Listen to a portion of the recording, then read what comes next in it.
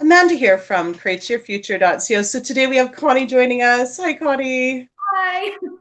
Guys, we have two exciting success stories. So we are going to read through these success stories. We're also going to talk about feeling is the secret. So we are going to go through a few different ways that you can actually get the feeling of your manifestation, because you do need to feel as if you already have it. So we're going to explain that and more after we go through the success stories. And of course, like usual, when you hear these success stories, use it as a catalog, and also watch your mental diet. Say things like, if they can do it, I can do it. And that's going to be me. What? So many people have been successful just by saying my success story is going to be read on this channel. So guys, awesome net. And then, like usual, we are going to go through and give you pointers and tips on how you can create this in your life. So yes, Coneigh, welcome. Hello. Okay, so these success stories, these are like little mini success stories from sessions. The first one that I want to talk about is I had a client, well, both of these clients were dealing with a lot of frustration, a lot of anxiety, a lot of doubt, and just insecurity and depression. And when they came into the session, the first thing I want to mention, because I see this a lot, they were so afraid to feel. Not just the good feelings, but the negative feelings. They were so afraid to face that fear. And the first thing I want to mention before we go any further, guys, if you're feeling depressed, please, please, please feel that depression and let it out. You don't have to sit in it. You can set an alarm, but just feel it so that you can get rid of it and leave it be. But with that being said, that's kind of what we did for the first client, actually for both of them. But with the first client, this was a couple months ago, she came in, she was feeling, a little discouraged. She was feeling really frustrated. And the block was really just kind of trying to put the mental diet on top of it. And then that depression and that doubt kept coming up, and she wasn't able to kind of feel the excitement. She wasn't able to manifest and be excited about it. It was work to her. It was a challenge. So this is kind of what we did. We had a 10-minute rant session. She cried it out, and then we deleted all of it. We deleted that old reality and decided to step into a new one. The way that we did that was I had her close her eyes and think of a time where a wish came true for her, where something really incredible happened, something that was actual proof that good things can happen, that gave her that good feeling. And then she simply just listed some gratitudes and reminded herself why she is accepted, why she is incredible, why she is amazing. And then we went one step further and we reminded her why she is an incredible girlfriend, why she is loving and giving and nurturing. And then went even further with that and reminded her why her SP really likes her. We thought of the good times instead of thinking of the bad times. We thought of the times when he accepted her, the times when he loved her back, and things like that. And then we added the new story on top of it.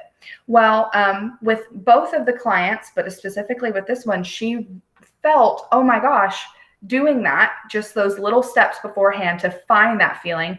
When she added the new story on top of it, she said that she started intending and speaking the new story and believing the new story without any resistance, because she had let those old fears go. She had faced those fears and deleted them. She came back to me, I think it was a week later, and said that within 12 hours, just from that session, and then allowing herself to go do things throughout her day that brought her pure joy, she said within 12 hours, she got text message after text message after text message. And then she had him pretty much just like blowing up her phone and giving her that constant communication. And the one thing that she was struggling with was he would give her that constant communication, but then would ghost her for like 4 days. Well, this time he said, hey, I probably won't be able to talk to you for a couple hours, but love you, have a good one, I'll see you, let's have a date night. So she completely changed that situation around just because she was brave enough to face her fears and then add the new story. Just today, actually, I had another client who came in, same issue, depression, doubt, fears, just a hopeless feeling. And she was frustrated as to why I was intending, but nothing was happening. We did the same technique. And same thing with her, even though because it was just today, so there isn't really a success story yet, but she's going to have one. I know it. She still had a success story in changing this around. I was so proud of her because she went from that session of I'm depressed, I'm anxious, I'm frustrated, this isn't working for me, and I just want to kind of lay on the ground and die, so to speak. At this point, I feel lost, right? Because she was brave enough to face those fears instead of push them away, and then do the same thing where she found that feeling, built herself up, and accepted herself instead of focusing on the rejection. And then adding the new story, she said the same thing. I just completely intended without any resistance. I feel incredible. She went from really depressed and hopeless at the beginning of the call to I feel so excited. I cannot wait to manifest this within not even an hour. So yeah. I love that. That's so amazing. Yeah. Good for both of them. You know what? I think they're so important to, it's our feelings are a manifestation of our thoughts. Okay. So it's not about, putting it down, pushing it down and ignoring it like it's not there. It's about recognizing it, renouncing it. Okay. So I know one day, this was like a year or so ago, I was going to like this networking event and I was feeling anxious. And I don't even know why at first. I was getting ready and I was like, I feel anxious. I feel anxiety. I'm like, why? What do I have to worry about? Everything's you pushed out. But I went in and I realized that I was like, I feel that. And then I thought, what am I thinking? I'm like, oh yeah, I'm worried about what people are going to think about me. And I was like, oh, come on, man, everyone's you pushed out. So then I started creating intentions and that alleviated. So we want to find out the thoughts that are creating those feelings of depression. We want to find those thoughts that are creating those feelings of anxiety. And we want to start flipping them. We don't want to bury it. We don't want to ignore it. We want to recognize it and then renounce it, right? So amazing. I love it. And it's okay I get this all the time, like people who will come in and start telling me their stories and try and put the mental diet on top of it. And I can tell that they just want to cry. And I'm like, have you tried releasing those tears? Because did you know that this is actually a real fact? Tears release endorphins. When you cry, you feel happy. So like, guys, just let's set a 6-minute alarm and I'll just be like, cry it out, rant it out, tell me what's frustrating. And then we're able to not only recognize how this is you pushed out, we're able to then also find a solution.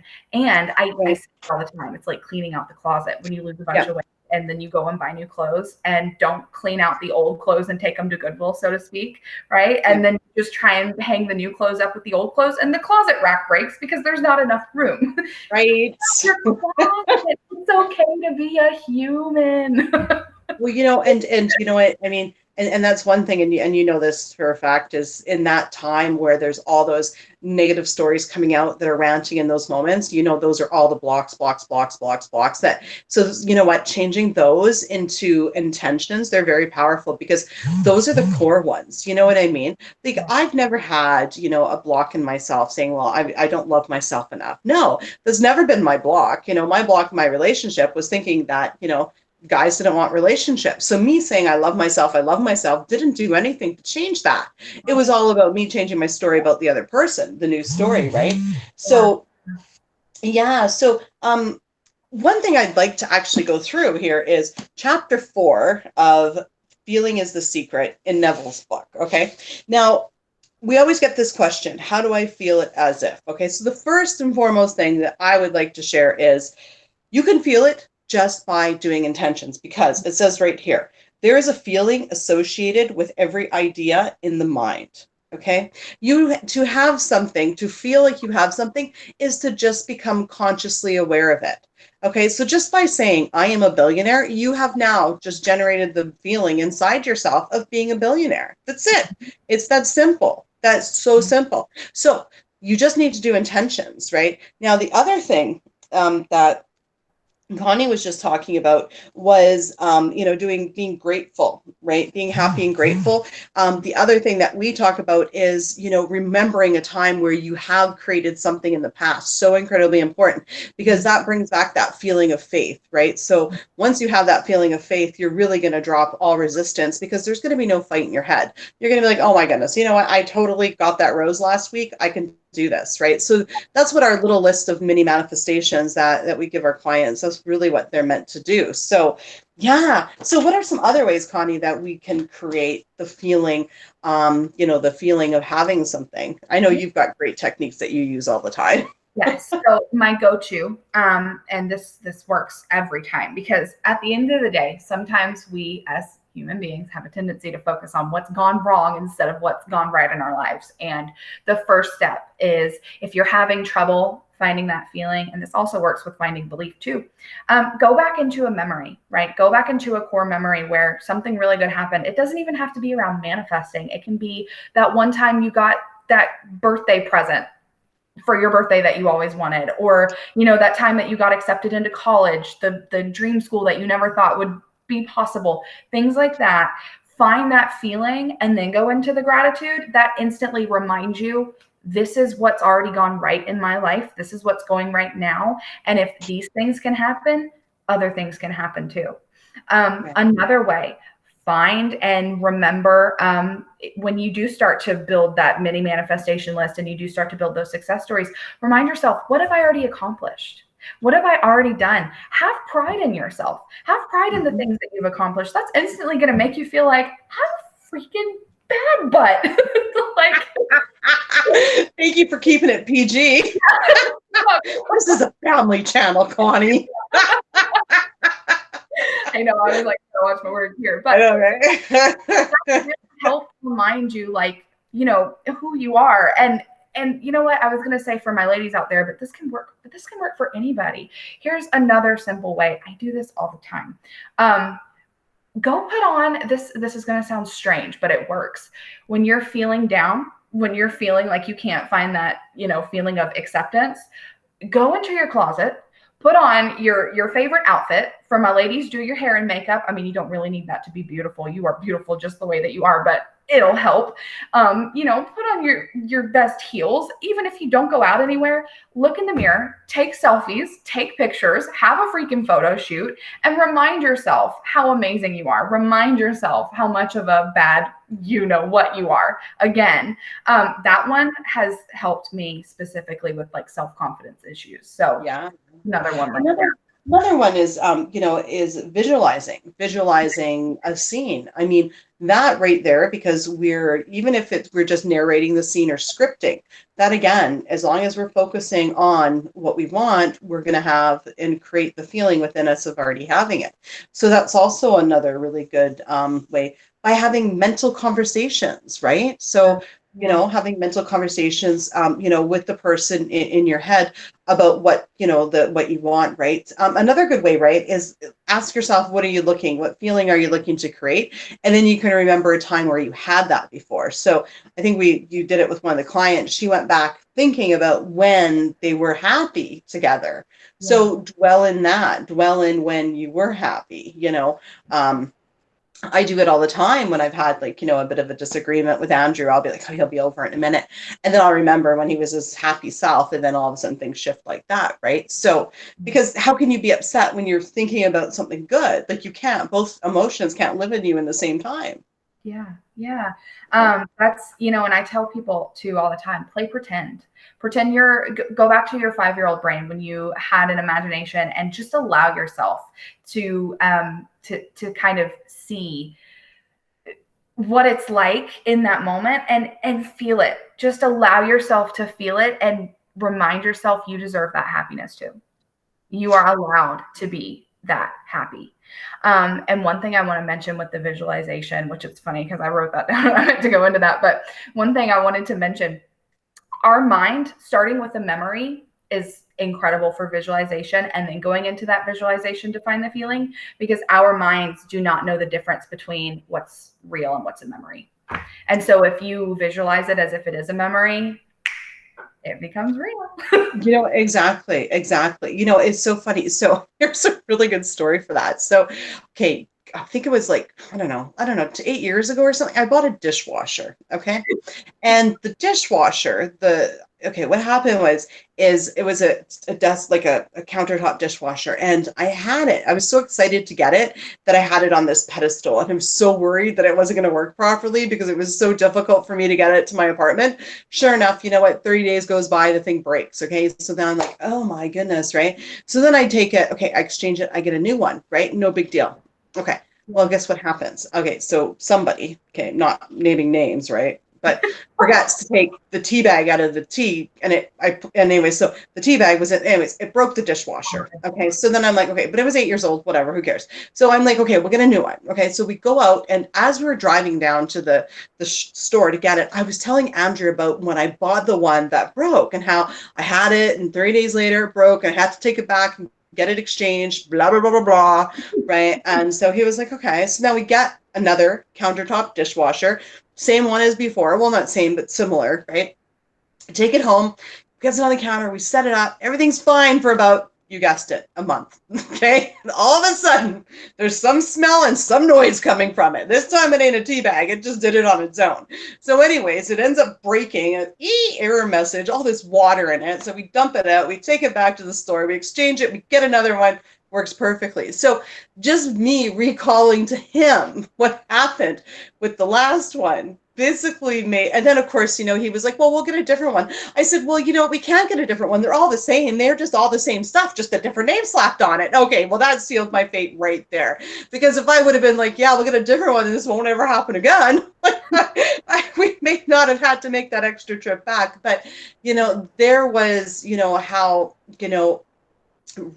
reminding, going through a memory, sharing a memory with somebody was enough to create it again. And then Andrew tried to stop me. I was like, no, they're the same. Just a different label on it. Not realizing what I've sealed my fate to be. But yeah. Yeah. What's funny is like not even 2 seconds ago, my dog, she's so awesome, but she is a spaz. And she was just, I saw out of the corner of my eye, she's like running around in the yard with zoomies. And I'm like, oh God, she's about to come bang at the door. But then I was like, try to take it away. And then of course, what did she do? She just came banging at the door. Right. Exactly. Exactly. Our thoughts, create our emotions. And one thing I want to make very, very clear is it's enough just to do an intention, just to say an intention, I intend for so-and-so to love me is enough to you create that feeling within you. All you have to do is fill your mind with the thoughts of focusing on what you want, and you automatically create the feeling of having what you want in you. When you create that, you start to become and to feel what you are thinking about, and then you start calling it into you. We don't get what we want, we get what we are. What are we? We are the sum total of our thoughts. One last technique that I want to mention here is, and you triggered this for me. I thought about something I did when it was hard for me in my own journey to find that feeling of self-worth. Here's where to start. If you feel rejected and you're having issues kind of finding that feeling of acceptance within yourself, I know for a fact that there is at least one, I'm sure more, but at least one person in your life that loves you unconditionally and loves you for you. Call your mom, call your sister, call your best friend. Please remind me why I'm good enough. Please remind me what makes me so incredible. Please remind me why I am amazing. My best friend, I used to call her all the time, and she would be like, you're this, that, and that. And it really, really does help. And it reminds you why people accept you and why people love you, so that you're not so focused on that rejection. Right. Exactly. You know what, excellent. Sit down and even go through a list of why people like you. I think that's so important. So guys, you know what, feeling is the secret. It is the secret. How do you feel like you've already got what you want? Is you just start focusing on it with intentions, affirmations, with your thoughts, with your mental conversations, with your visualization, with your scripting. It's endless. If you want to feel like you're confident, then start thinking you're confident, start doing things that bring you confidence, like dressing up nice and looking in the mirror. And I used to do that. That's a lot of fun, or remember a time when you've created, if you want to get back into that God state. So, pick what you want to feel, and then remember a time when you had that before. There's so many different ways to do this. You can also sign up with coaching with Coneigh, and she'll help you get into that state. I will. I'm really good at it. Exactly. So guys, definitely check out the link in the description below. And yes, Coneigh's still having a sale. So thank you so much for being here today, Coneigh. Thank you for having me. Guys, you know what? Thank you for liking, commenting, sharing, and subscribing. And I intend that everybody that had questions about feeling as a secret is now got them actually answered. And one last thing I will say one more time is this is from Neville's book, Feeling is a Secret. This is chapter 4, Spirit Feeling. Okay. And that's where he says that there's a feeling associated with every idea in the mind. And he goes on to keep saying to fill your consciousness with what you want to start to feel it as real. So yes, okay, we'll see you guys in the next video. Bye-bye. Bye.